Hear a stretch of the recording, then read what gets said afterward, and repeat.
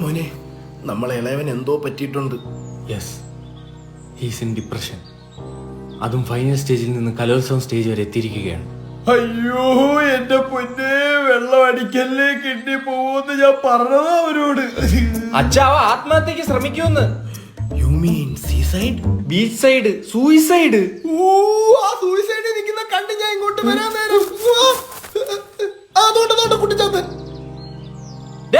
മതലിനോട്ടെ വിളിക്കിരിക്കുന്നാടാ. ഒന്നാമത് കുഞ്ഞിന്റെ സമ്മതല തെറ്റിയിരിക്കുക. മോനെ തിരിഞ്ഞിടാ. വയനാട്ടിൽ കണ്ടായിരുന്നു ഒരു കുരങ്ങ്. എന്തുവാ മോനെ പ്രശ്നം? 10-ാം തീയതി പത്മയുടെ കല്യാണമാണ് പപ്പ. അയ്യോ വിളിച്ചില്ലേ, അതിനാണോ മോനെ ഇങ്ങനെ സ്പൈഡർമാനെ പോലെ ഇരിക്കുന്നേ? പത്മാവതി ആരെന്നറിയോ പപ്പയ്ക്ക്?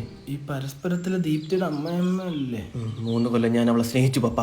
പത്മ പത്മ എന്ന് വിളിച്ചിരുന്നു പപ്പ. ഒഞ്ഞു പോടാപ്പ. ഞങ്ങൾ ശാരീരിക ബന്ധത്തിൽ വരെ ഏർപ്പെട്ടു പപ്പ.